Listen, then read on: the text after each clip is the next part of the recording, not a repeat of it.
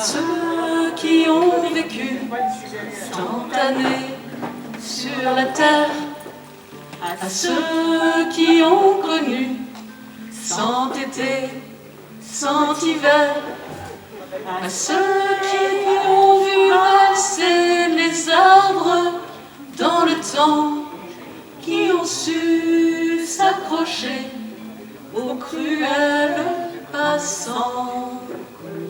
Longue vie encore, 1000 ans dans les nuages, longue vie encore, souvenir en bagage. À ceux qui ont usé sans de paire de souliers.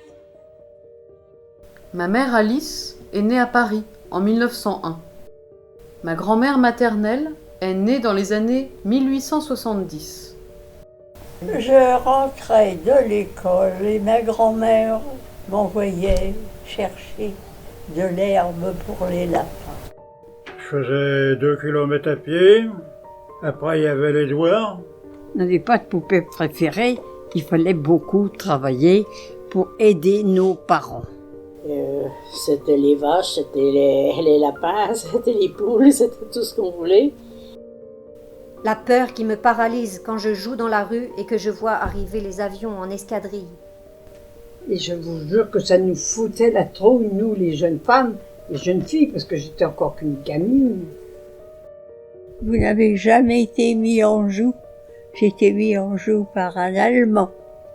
J'avais les jambes qui flageolaient, mais je voulais pas le faire voir quand même.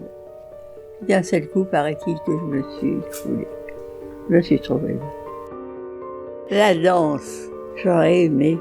La danse.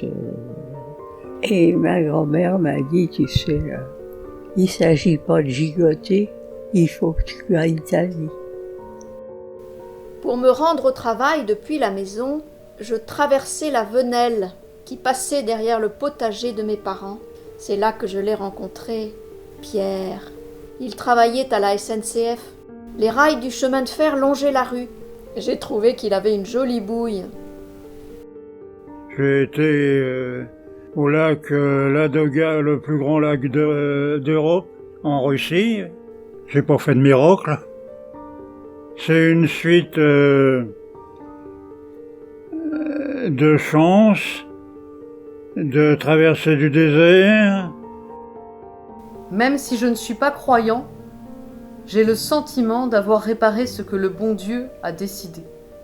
Je suis fière d'avoir tenté de faire le bonheur d'un enfant en choisissant de l'adopter.